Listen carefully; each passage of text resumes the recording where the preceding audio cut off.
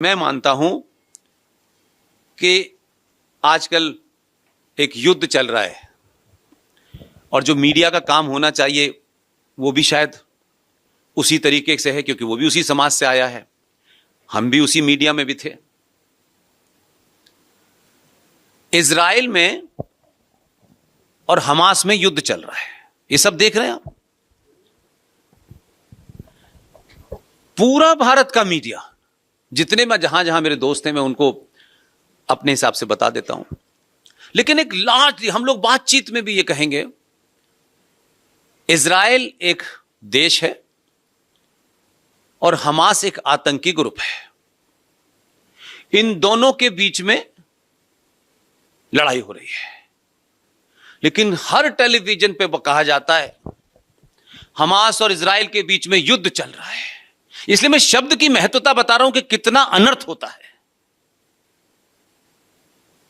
एक शब्द है जंग, सुना है ना आपने? हम सब लोग खूब बोलते हैं, और यहां जो है वो ऊंचे पजामे वाला वो तो दिन भर जंग ही करता है। तो यहां की उर्दू में तो आपको पता ही होगा कि जंग का मतलब क्या होता है। इसलिए जंग एक हमारे यहां स्लोगन बना हुआ है, हम तमाम सनातनी भी बोलते हैं, इश्क में और जंग में सब कुछ जायज है। इश्क, जंग और जायज, ये तीनों हमारी संस्कृति के शब्द नहीं है, ठीक है? इश्क में, जंग में सब कुछ जायज है, ये मेरी संस्कृति के शब्द नहीं है। लेकिन जंग के अंदर सब जायज है, युद्ध में जायज नहीं है। अनादिकाल से सारे युद्ध देख लीजिएगा, युद्धों के अपने नियम होते हैं।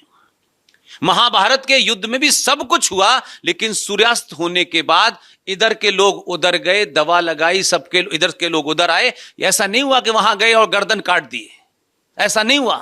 और अनकॉन्शियस माइंड में, देखिए इसी को कहते हैं कि आपके पूर्वजों के संस्कारों से चीजें आती हैं जो आपके अनकॉन्शियस माइंड में रहती हैं, वो आज भी जिंदा है।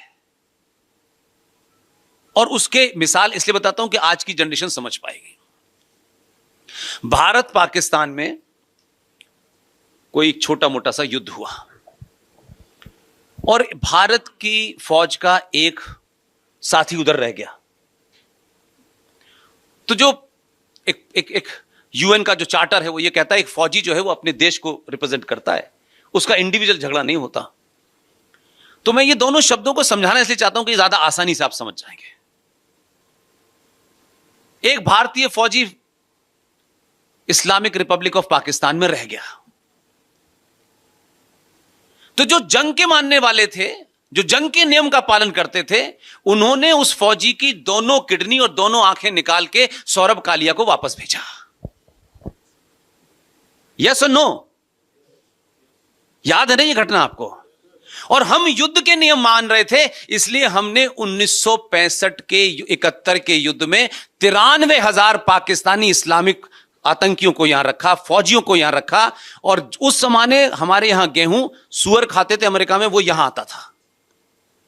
तब भी हमने 93,000 में से किसी एक की कमीज का बटन नहीं तोड़ा। ये युद्ध के नियम थे, हमने सबको वापस किया अनकॉन्शियस माइंड में। इसलिए शब्द कैसे अनर्थ करते हैं, ये मत कहिए कि युद्ध चल रहा है इजराइल और हमास में।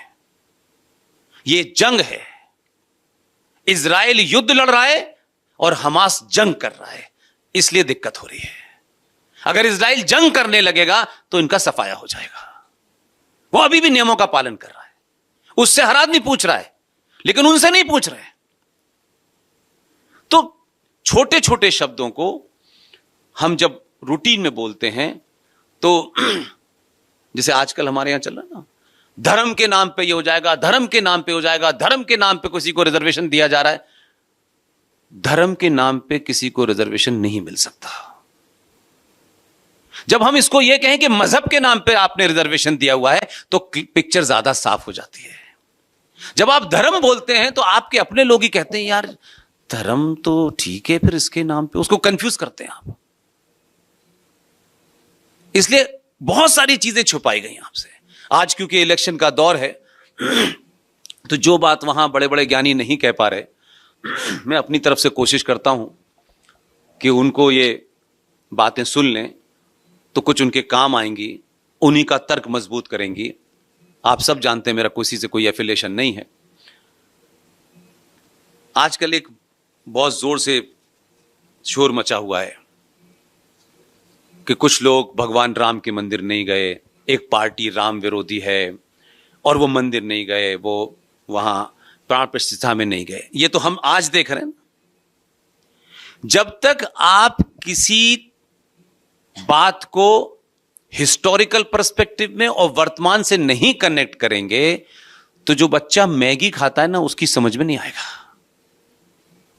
इसलिए दोनों चीजों को कनेक्ट कर दीजिए, आसान कर दीजिए उसके लिए रास्ता, तो वो समझ जाएगा। और जब समझ जाएगा वो मैगी खाने वाला बच्चा, तो वो 2014 पैदा कर देगा।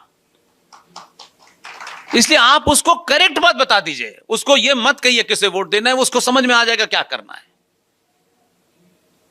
इसलिए मैं आपसे सिर्फ यही कहना चाहता हूं कि जब संविधान बना, यह तथ्य नहीं पता लोगों को, क्योंकि लोग इमीडिएट कुछ इधर मिला कुछ मिला, बस कहानी खत्म हो गई।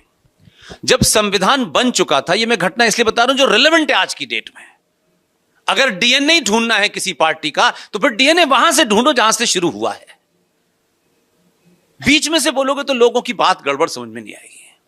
जो पार्टी भारतीय राष्ट्रीय कांग्रेस, जिसके बारे में कहा गया कि यह आजादी की लड़ाई लड़ रही थी, यह दुनिया का पहला ऐसा अजूबा है कि जो पार्टी इस देश की आजादी के लिए लड़ रही थी, जिन लोगों ने इस देश को गुलाम बनाया, जिनकी सत्ता यहां थी, वो इतने महान लोग थे कि उन्हीं लोगों ने उन 1857 की घटना के बाद ब्रिटेन की खुफिया एजेंसी में काम करने वाला एक आदमी, और इतनी दूर घुमा करके उन्होंने किया कि आज तक भारत का समाज जान ही नहीं पाया कि यह हुआ क्या। और हम सिर्फ किताब में पढ़ लेते हैं, बोल देते हैं, अच्छा नंबर आ गए, खत्म, बस हमारे लिए इससे आगे नहीं।